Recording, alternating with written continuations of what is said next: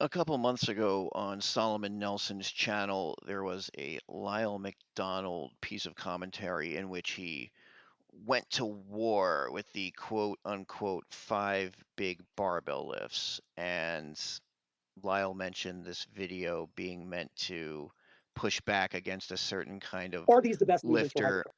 push back against a certain kind of lifter that has a macho attachment to these lifts. Well, guilty as charged. I very much do have a macho attachment to these lifts, but it's not just a macho attachment to these lifts. I have an attachment to these lifts because they work.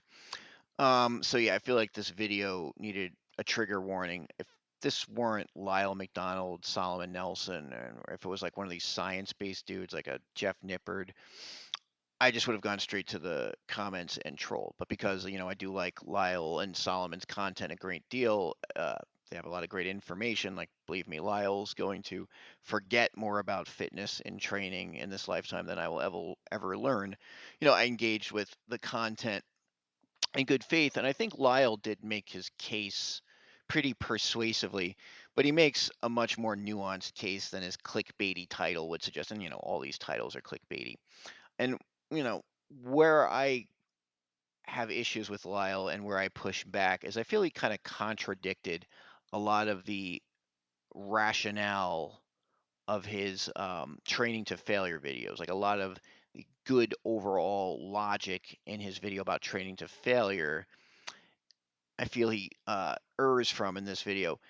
Because Lyle had previously made a video where it was like, discussing this commentary we've had from the science-based community about how training to failure isn't necessary. You can get growth stimulus without training to failure. And, Lyle accused those people of essentially not doing what they're advocating. It's like, you didn't train that way. Either you forgot or you're misrepresenting things because you're trying to sell a program. And he makes the, very valid and legitimate point that most people who've had success in this context, the context being like strength training, bodybuilding, fitness, they all did similar things, right? They got strong and they trained to failure. So what I would put to Lyle is, okay, they got strong and they trained to failure, and what kind of exercises were they doing? They were doing the big five. I mean, who has had success hasn't been heavily involved in these big five lifts. We'll get to the part where Lyle kind of states his case. And that's really in chapter 3 of his video. Now, let me qualify this because everybody always mishears me, whether usually deliberately, because they're incapable of listening to my work. Okay? I am not anti-squat. I am not anti-bench. I am not anti-deadlift. I did them all when I was younger. I was pretty good. I was decent at squat and deadlift. I was terrible at bench. I've trained powerlifters to high levels. I'm not against these movements in as much any more than I'm against most things that are context, that are situation, any more than I am for or against training to failure. It depends. I realize this is a hard concept to under because as soon as people hear this, they go, "Hey, Lyle just sucks at squats." No, I'm pretty sure I probably squatted more than you and better than you. I squatted high bar, rock bottom. I've done I've competed in powerlifting at a mediocre level. I've trained power. So he's kind of establishing his bona fides here. And, Lyle, no one, I mean, I don't think anyone legit doubts that he knows what he's talking about. Lifters. Trust me. There I are know going more to be about some pissed I off know I know powerlifters in the more about comments. squats I'm one of them, pissed off power lifter in the comments, indeed. than everybody. Trust me. I've done more squats than you have. I missed Oh, squats when I that's was great. speed skating. You're being facetious, all right? That's an appeal to authority. I'm just making a point. People go like, "Oh, Lyle just doesn't like squats because he's bad." No, I used to love squatting. Yeah. I missed it for years. Now I can't do it because my hips messed up, and I don't bend that way. Well, it's probably going to undercut my own point, but yeah, I'm kind of right there with Lyle. I have hip issues from squatting, but he makes this point later, movements if done correctly. Well, most of my issues come from, ego lifting, body English, that sort of thing. Anymore. I'm not against squats. I'm not, or bench or deadlift. I'm against the global recommendation of those movements for optimal hypertrophy. Let me rephrase that. I am against the global elevation of the big five as the best movements for skeletal muscle hypertrophy for all individuals. Okay, so that's the actual point he's making. So he's not actually going to war with these five lifts. He's making this very narrow, qualified criticism. I am against the global elevation of these five exercises as the optimal exercises for hypertrophy for all lifters. I mean, I think that pretty fairly represents his points. So even if he proves that point, which I think is still a bit debatable, It's not really saying a lot because, for one, if you're getting into fitness, strength training, lifting purely for hypertrophy, I would say one that's kind of lame. And I know it's a value judgment, but Lyle makes value judgments in this video too. And who's to say we can't make value judgments? Because you know you probably should want to at least be a little strong. Like do you not play any sports? Do you not want to be strong in life? And there's benefits to functional strength in life. But even if you are in it purely for aesthetics and hypertrophy, the big problem with what Lyle is saying here, and I think one of the biggest problems is, and this goes back to like his training to failure video, is that most of the people who had, you know, big success with hypertrophy, whether it's bodybuilding or just, big look good aesthetics, whatever you want to call it, they were quite strong. And yeah, the idea is there's a synergistic relationship between strength and hypertrophy. Having more strength allows you to lift heavier loads, and putting more loads on the muscle improves hypertrophy. And where do you get strength from? Well, strength comes from, I mean, it's not the only place you can get it, but the optimal way of getting strength is these big compound lifts. Because yeah, when you do these compound lifts, there is an improvement in your neural efficiency, your ability to recruit motor units. I'm not, super great on the science, but I'm literate for a layman. And yeah, compound lifts do improve your body's ability to recruit motor neurons, to recruit muscle fibers, to do work. See, in responding to this video, I did a little research and actually found out that something that I believed or assumed was true was wrong. I actually came into this thinking that the big compound lifts had an a measurably inherently greater anabolic effect, that they produce more growth hormone, that they produce more IGF-1, that kind of a deal. That was probably based on some article I read on bodybuilding.com or T Nation like 10, 15 years ago that I never, reevaluated.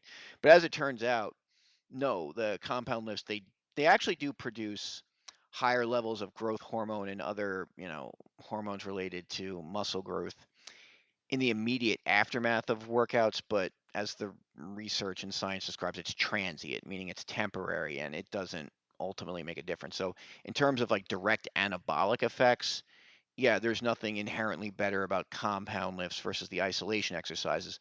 But I would say the strength gains from the compound lifts are entirely transferable to the isolation lifts and are higher. And therefore, if you're not doing these big five barbell lifts, you have a major missed opportunity on your hands, and you're not making those strength gains that most of the people who ultimately got big and strong, got from doing these compound lifts. He goes on to make a pretty compelling point, though, related to why these lifts aren't necessarily, ideal for hypertrophy. Because, he leads into it with a lot of background context on, how hypertrophy works. And, the essence of hypertrophy is for a muscle to reach hypertrophy, it needs to be put under a heavy load, the stimulus, enough of a load, like maybe, I don't know, like 75 to 85% of one rep max, to give an example. And if you do 5 to 8 reps at 75 to 85% of your one rep max, you've gotten yourself a pretty good training stimulus because the load led to muscular recruitment, right? To get hypertrophy, there needs to be muscular fiber recruitment. So he just kind of lays that out as a preamble to his point about how this relates to the big five, and Solomon kind of pushes him to get there. I question. It suggested that you could get growth at 21 reps in ring stuff. You did get more growth.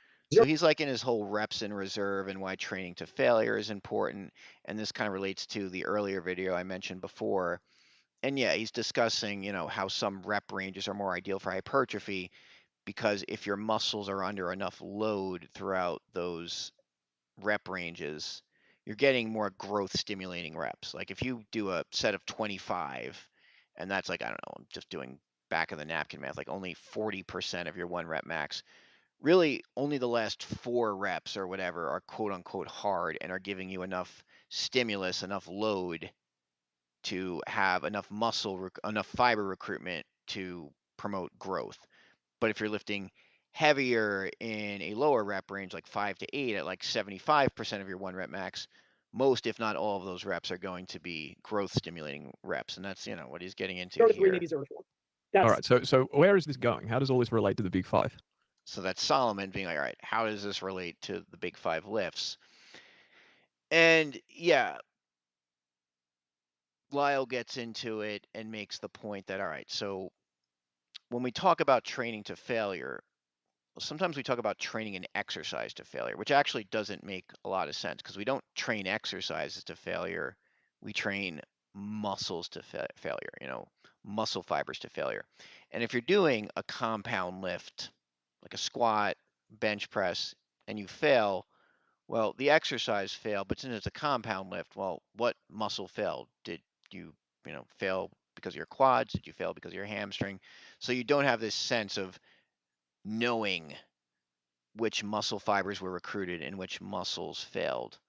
So we'll get to Solomon's, statements to those effects. Not Solomon, Lyle, I mean. I think I can see. sure you can, but I'm getting there. Okay, so You'll get there. we must recruit a fiber in the target muscle. We must expose it to a certain number of effective repetitions, and we can argue about how many might be optimal in a given workout. That's a separate discussion. And we know that we must take the muscle, to a certain proximity to failure, which we're going to say is between 0 and 3 reps in reserve, because that's where people get it wrong. Generally, in these studies or in the real world, they talk about taking an exercise to a certain repetition in reserve. And this is a problem. So let's say our goal is to train the quads. People go, squats. Squats are best for quads. Well, squats is a complicated movement. It requires a good deal of coordination. It involves a lot of muscle groups. Quads, glutes, a little bit of hamstring, low back, upper back. There's a lot going on. Now, let's say I take a random individual to 2 reps in reserve on the squat, which I dare say most people listening to this have never done. And if you have, send me the video. I'd love to be proven wrong, and yet somehow people never send me the video. Because if it didn't slow down a lot, you didn't get, and I dare say none of you have ever gone to 0. I've done it. I've seen it done. I wouldn't recommend it. Let's say you take an individual to provably 2 reps in reserve. Okay. What caused that individual to stop the set? And this is basically him articulating the summary I gave, just so I'm not putting words in his mouth. And yeah, that's sort of the rationale for isolation exercises in general. The idea is, okay, I for sure broke down these muscular fibers. I for sure targeted these fibers. There's a couple things I would say in response to this. It's like one, and not Lyle, Solomon raises this point a bit too, is that, well, it's not necessarily bad if an exercise trains multiple muscle groups. Like maybe you're not sure you ideally targeted this muscle, you ideally, train that muscle to failure, but like squats, for instance, for me too, like, yeah, I don't get a lot for my quads out of squats. But what I can do is, like, most people, they don't train their quads in isolation, right? They train their legs. So squats, even if they don't train the quads ideally to failure, they do provide some training stimulus, and one could quite easily follow up, with like leg extensions or something. But in doing these big compound lifts, the person is again improving their overall strength. So if they're really concerned about hypertrophy, bodybuilding, they can then, do those isolation exercises, and they will be stronger doing those isolation exercises. And those isolation exercises, frankly, will also seem easier because if you've taken compound free weight exercises to failure, doing machine based exercises to failure, are a piece of cake in comparison. So, yeah, even if we don't know for sure if we're benching and squatting that a specific muscle has been trained to failure, I'd still say that they have an essential role in a hypertrophy program just because of their benefits towards strength. I mean, we could quibble over whether they're truly essential or not. Maybe essential is the wrong word because it's saying like you can't get hypertrophy without bench press and squat. Now, I agree with Lyle. It's true. You can get hypertrophy without squat, bench press. But would I say it's optimal? Probably not, because I think by not doing these movements, you're missing so much of the strength gains that have a lot of carryover benefits. Yeah, and Lyle makes a lot of points too about how some people aren't quote unquote built to squat, right? I have long femurs. Like they have long femurs, they can't get in a good upright position to squat below parallel. Or, some people aren't built to deadlift. But even if you're not built to squat and built to deadlift, and they do discuss matters related to this, there are things you can do to tweak the movement or tweak your approach that'll allow you to squat, deadlift reasonably safely with reasonably different, decent form. Like for people with long femurs like myself, you can use a heeled shoe, you could squat on a platform, or you could just do it with a little bit of a forward tilt, which is what I wind up doing a lot of times. Or if deadlifting, if you're short and your shorter limbs make pulling the bar less than ideal for you, you can do a sumo deadlift. So I would say doing these movements with modifications is definitely preferable to not doing them on this mindset of, oh, I'm not built to do them. Because again, you're going to be foregoing a lot of benefits. The same way people are going to be quick to say, oh, I don't need to train to failure. You can still get growth at 10 reps in reserve or 5 reps in reserve. We don't want people saying, like, oh, I'm not built to squat. I don't need to squat to get hypertrophy. I'm like, maybe you don't need to, but you're going to get a lot further, I think, if you do squat. And another issue I take is, he ends up recommending some machine-based movements as potential replacements for these compound lifts. Some people aren't built to squat, some people aren't built to deadlift, but as Lyle himself mentions, I don't know if it was in this video or another video, he said that, he formed a very negative opinion of Nautilus machines because they're not very good for his anatomy. But that's a real thing. I mean, we can adjust our approach to squats, deadlift to accommodate our different leverages and whatnot. There's not a lot you can do with machines for them to accommodate to your personal mechanics. I mean, some of them have seats you can raise, you can adjust pads, but since the resistance plane is like whatever track the machine has, and I mean, there's some more dynamic ones, but because it is on a fixed plane or a semi-fixed plane, you really are a lot more limited in the adjustments you could make on machines. And some people, if they're jumping on machines thinking that they're not built to squat, they could be forced into much worse movement patterns. Like they even spoke about the Smith machine squat. And that anytime I hear the Smith machine squat, I cringe because it turns the squat, which is not a vertical movement. I mean, there's again adjustments you can make to a Smith machine squat that would make it better for your joints. But if you're concerned about novice lifters who don't know what they're doing a free weight back squat, you're really going to send them to a Smith machine squat, which, basically compresses your spine in this terrible vertical movement. So I feel like there's a double standard. Lyle, he hand rings about the dangers of squats and deadlifts, about how some people are not ideally suited to do them, while kind of glazing over the problems that machine-based movements present, how some machines aren't meant for people, or that there's limitations on the benefits that machines provide. And I know he's coming at it from the standpoint of, well, squats, deadlifts, and all this stuff has been globally elevated, so they have a higher bar to clear. And yeah, I agree, but I would say they've cleared that bar because they've been a stock part of pretty much every successful person's routine for the most part. I'm going to get into some of the parts where he discusses alternatives, and this kind of underscores the point I was just making because he talks about using the upright row as a alternative to the overhead High press. intensity training podcast, and you liked it. Overhead press, Yeah. FTO overhead press. Honestly, properly done lateral raise, properly done upright row, your medial delts will explode. I guarantee it, because I've had people do this for a decade. You have finally abandoned the overhead press, done a lateral raise and or upright row or both in the way that I teach them, and their medial delts exploded. Yeah. The overhead press, if anything, is a front delt exercise because the medial delts are on the back of the shoulder when you do that movement anyway. It's got all this technical stuff, parting around the face, serratus anterior fails. Yeah, there's some guys that are always built really well for that movement. They get a lot out of the overhead press, but they're always built a certain way. Somebody with long arms who's having to just they're never going to get more than 40 kilos on the bar. They go to a lateral raise and take that exercise too. I know what got trained. They do a proper upright row. I know what got trained, which leads me to got in an argument with someone years ago. They were like, this was back when upright rows were the horror exercise. No one should ever do upright rows. Thank They're you, dangerous. Jeff Cavalier. Yeah, this is long before him. Everyone of a certain age who's like into fitness has seen those Jeff Cavalier and similar people's videos about upright rows, how they tear up rotator cuffs, and they actually do if you do them in the standard way.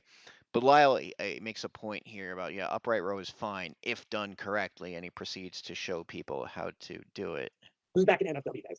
He at least spread it probably more Oh, than dude, anyone that's else did. been around since long before that. I used to think that too until I got better. And yes, because internally rotated, for God's sakes, this position can cause an impingement. No doubt. That's been around for decades.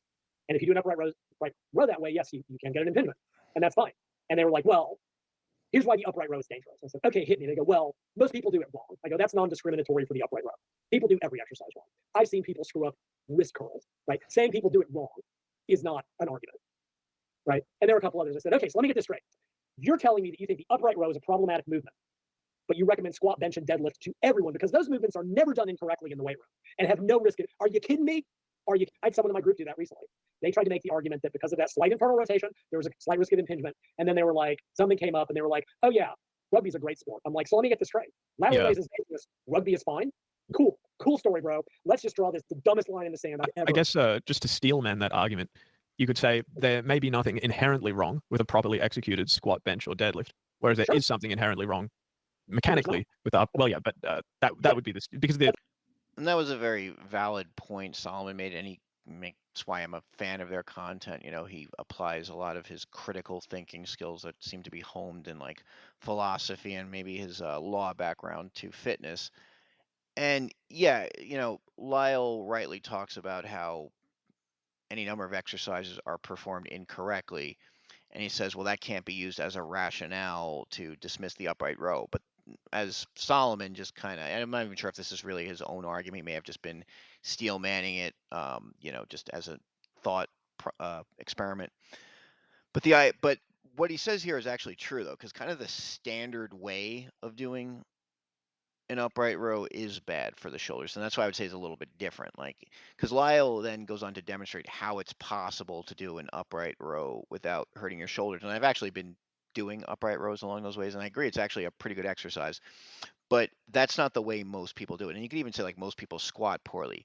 But it gets back to this idea of like, is the standard execution of the exercise problematic? And I would say that's probably more true for upright row than squat. But Steel Manning Lyle's argument would be like, okay, but an upright row is a much more simple movement than a relatively complicated compound lift like a squat or deadlift. And yeah, that's fine.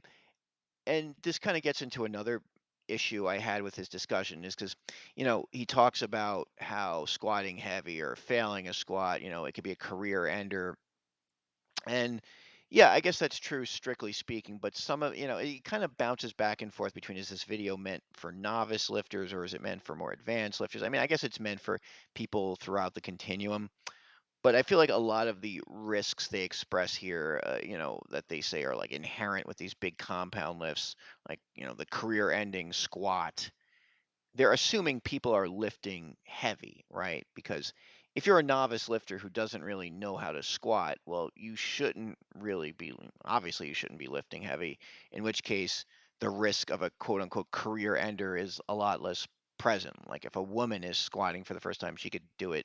I mean, anyone could do it body weight. You could do it with an easy curl bar. It's still a great overall compound movement. And if you know, if you're loading it in such a way that failing or making a mistake could cause catastrophic injury, well, you shouldn't be doing that unless you're an expert anyway. So my overall issue is that Lyle is quick to apply this, if done correctly, qualifier to why upright rows are okay, but seems to only or mainly focus on the downside of squats, deadlift, bench press, and the other compound lifts. And you know, and I think I mentioned this earlier. I think it's this push to overcorrect that leads to some logical holes in this discussion.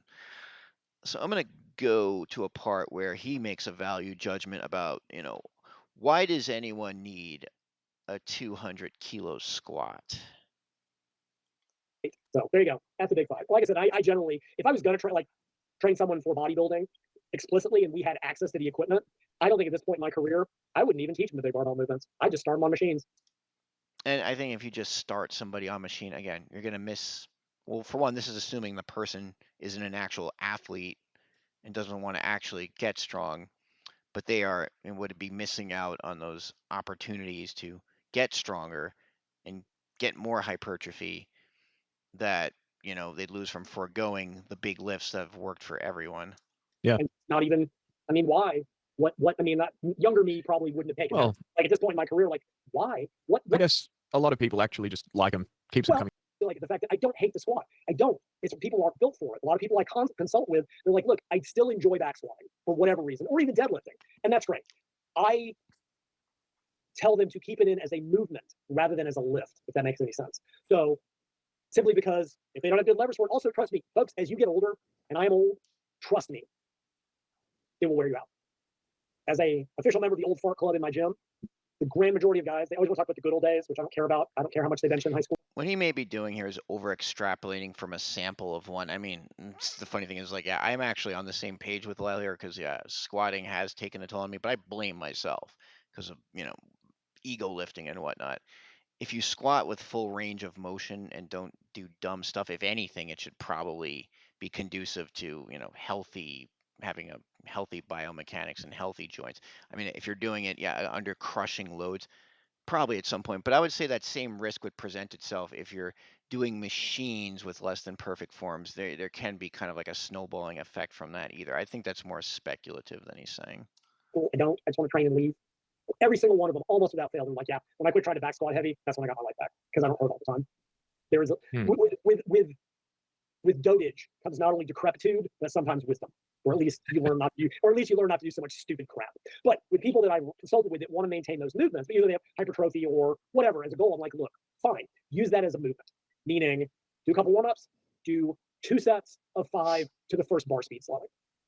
Maybe that's an 8 RM. Stop. That's it. I would also ask, again, this is for folks as they get, more decrepit like me. How big of a squat do you effing need? Right? If you're 40 and you're not a competitive power lifter and you think you need to have a 200-kilo squat, I would ask you, for what? The point is, I can put this same question. You need all this hypertrophy for what? It's really the same principle. I mean, the hypertrophy, because the kind of person who'd be worried about, like, oh yeah, the squat isn't targeting my quads enough, I'm not getting ideal quad stimulation, that person kind of sounds like somebody trying to bodybuild or come close to it. Well, if you end up packing on a ton of muscle from doing this like optimized hypertrophy, that's downstream unhealthy too, because if you have a high BMI, your body doesn't care whether it's muscle or fat. I mean, there's other issues with fat, but like your heart doesn't care if it's muscle or fat. That's still putting more strain on it. So I'd say there are risks inherent with hypertrophy as well. So I'd say, well, why do you know that hypertrophy? Why do you need a 200 kilo squat? It's because we want it. I mean, well, but I could even make a better case probably that a 200 kilo squat, at least it relates to functional strength, like in the world up, and you could come back and say, well, hypertrophy, I want to look jacked. So it's, the point is that you're applying a double standard. You don't need a 200 kilo squat. Well, you don't need all that hypertrophy either. And if anything, I'd say the hypertrophy is more impractical because it, relates to your body weight being too high, and it really has no practical real world app. I mean, I guess yeah, looking good is a practical real world application, but yeah, these are just value judgments, and you could just trade barbs all day on these. There's really no wrong or right answer. Assuming you can do it. How strong do you need to be as a non-competitive lifter? Again, like how muscular do you need to be as a non-competing bodybuilder? Yeah, so I think I've covered most of my issues. I mean, Lyle, I think, yeah, he makes his point and he does explain why these 5 lifts are not necessarily optimal for hypertrophy if you view hypertrophy in the narrow sense, right? But if you're anyone with any sort of reasonably ambitious fitness goals, I don't think Lyle would actually even disagree with me here. Well, maybe based on that last statement he made about how if somebody was getting into bodybuilding, he would say, "Don't do these movements." Well, if he's concerned so much about health, though, he should say probably, "Don't do bodybuilding. It's not good for your health." But yeah, the same way we don't want the science-based lifting stuff about you can get benefits from training 10 reps in reserve to have people stray from the kind of training that has worked for most people. We don't want to give people excuses not to do the big compound lifts that have worked for most people because of their important strength benefits that, if not having a direct effect on hypertrophy, definitely have an indirect by just making them stronger overall, which is Lyle, I believe would agree, has a synergistic effect with hypertrophy. So yeah, this is my first time doing one of these videos because, listen, probably the closest thing I have to a religion is basically like starting strength and strong lifts. So as somebody with a macho attachment to these lifts, I was heavily triggered and decided to put my thoughts together in a reasonably coherent response. This was fun. Not sure if I'll do it again, but glad I did this one. Via con Dios, amigos. I'm out.